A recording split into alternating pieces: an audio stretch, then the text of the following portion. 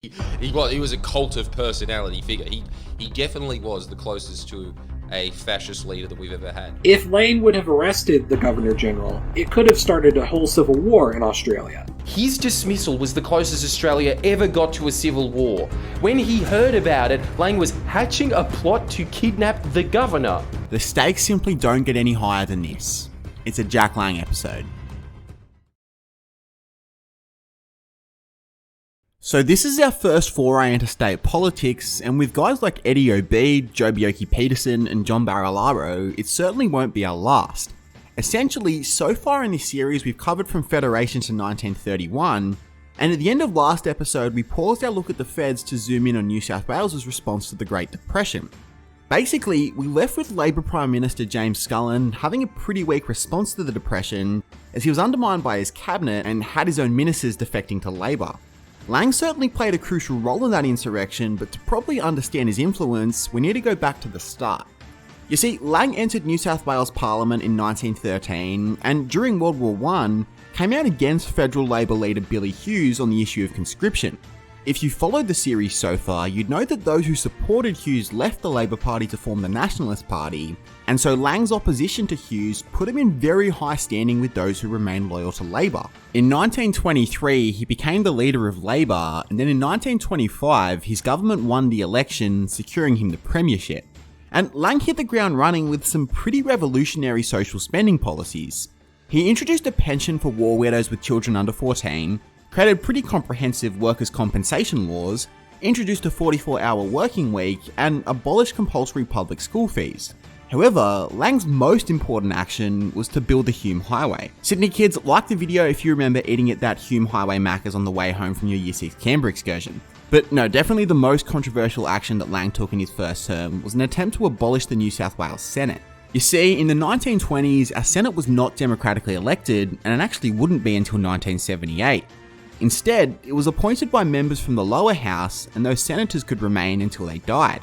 In 1922, Queensland abolished their Senate, and seeing the upper house as something that actually prevented elected governments from, governing, Lang sought to follow Queensland's lead.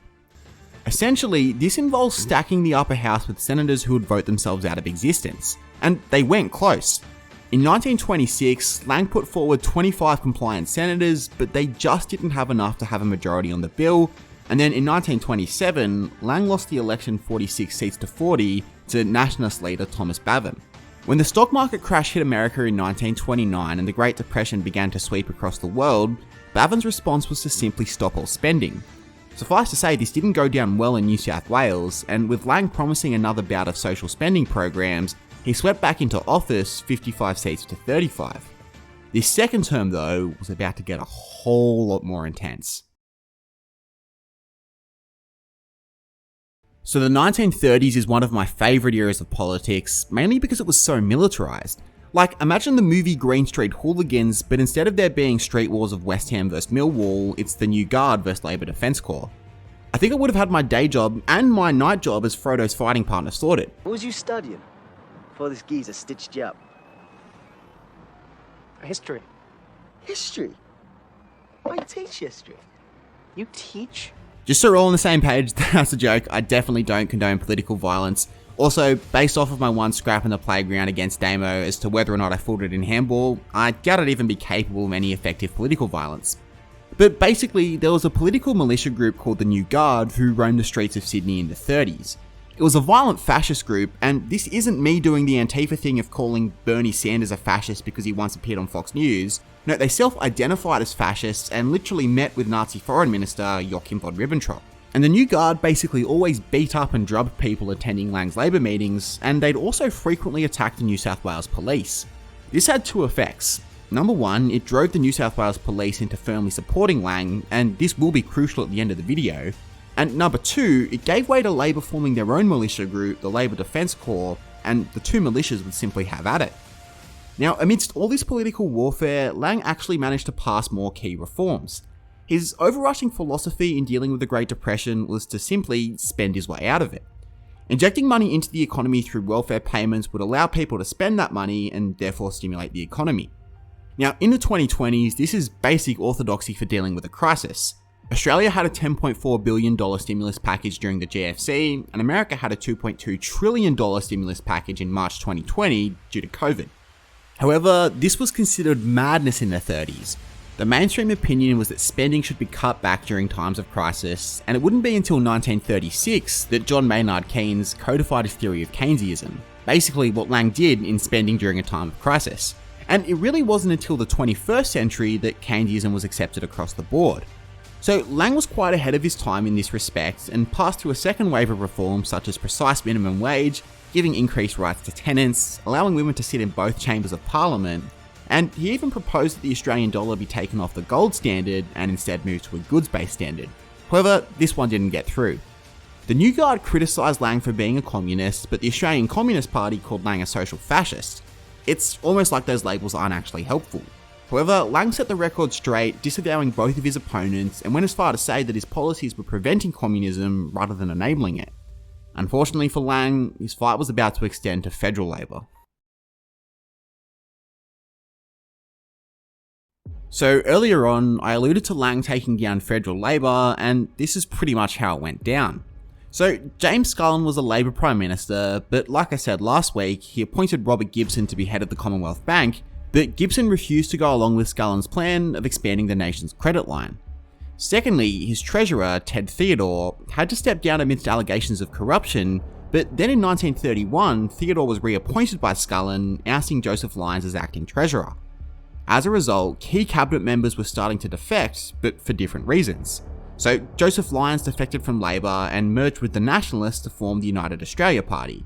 Now, this isn't Clive Palmer's UAP. Lyons' UAP was actually the father of the Liberal Party, and so Clive Palmer is simply using the branding. But Lyons couldn't bring enough ministers with him to take down Scullin, and so it was actually Lang who delivered the crushing blow. For Lyons, Scullin was being too radical with the economy, but for Lang, Scullin wasn't being radical enough, and so Lang had 6 further members defect to the crossbench to form Lang Labor. With Scullin's government crippled, Lang and Lyons moved to put forward a vote of no confidence in Scullin, and together they had the numbers to call an election. Lyons was confident that the UAP could win an outright majority, and Lang was confident that Lang Labor's leader, Jack Beazley, could get enough of a vote to twist the arm of old Labor to form a federal government.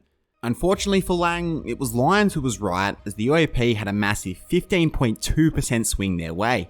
Now, just before James Scullin left, he spearheaded something called the Premier's Plan, which was a debt collection movement. Essentially, the Bank of England came to Australia to collect Australia's debt for buying war equipment off of them during World War I. I mean, it was to fight in their war, but I guess that context doesn't matter. In order to do this, the Premier's Plan proposed reducing government spending across all states by 20%.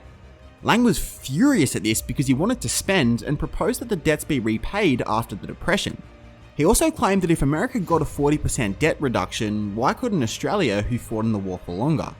Lang's protests were ignored, and this fueled his desire to topple Scullin. And so let me know below, would you have been Federal Labor or Lang Labor?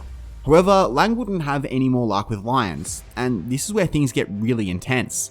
Lyons passed the Financial Agreement Enforcement Act that essentially gave the feds control over the New South Wales Treasury, and the High Court was okay with this because it involved federal debt. Lang was absolutely incensed and actually appealed the decision on the basis of Britain's Anti-Slavery Act of 1833, claiming that it deprived the state government of paying the wages of state employees, making them slaves. Lang emptied the treasury and put all the cash in Sydney Trades Hall and had the New South Wales Police guard it. And so, this was it. Australia was on the verge of a civil war. Prime Minister Lyons was left powerless. The New South Wales Police was actually on a comparable size to the army, and the police were very loyal to Lang after the New Guard had routinely attacked them. The military said to Lyons that they'd support him in an effort to forcibly remove Lang, but there was one other option before it went to that. The state governor has the same role as the federal governor general, i.e. basically to be a middleman between the Premier and the King of England, but they do have the power to sack the Premier. And so State Governor Philip Game told Lang that what he was doing was illegal and that if Lang didn't fix it, he would sack the government. Later in life, Lang said he contemplated arresting the governor, but he decided against it, but still remained firm. He wasn't backing down to Lyons. In May of 1932, Game sacked Lang, and it was tense seeing what Lang's response would be. He had the police on side, and huge support within his own state, not to mention that New South Wales completely surrounded Canberra. Given that you haven't learned about an Australian civil war, you can probably guess that Lang decided to back down to avoid a civil war, But 400,000 people marched for him in the streets, and Lang campaigned for re-election in 1932. The New Guard claimed that 80,000 of its members, which was an exaggeration, were ready to lead a coup if Lang won. Ultimately, it was a mess for Lang. Federal Labor endorsed different candidates to state Labor, and with the voting base fractured and many fearful of a civil war, Lang lost comprehensively. Lang continued in opposition and would eventually get back together with Labor before breaking up and getting back together again. So Australia narrowly dodged a civil war in 1932, but the drama of the decade was just beginning. Thanks for watching. Next week we're back in the feds as we look at how Joseph Lyons responds to the rise of the Nazi Party and how his party rival Robert Menzies faces another British crisis. They declared war on Germany after Hitler invaded Poland. Don't forget to let me know below if you would have supported Lang Labor or Federal Labor, and consider shouting us a lunch order by supporting us on Patreon. We can't wait to see you next time for our next venture into a fascinating part of history.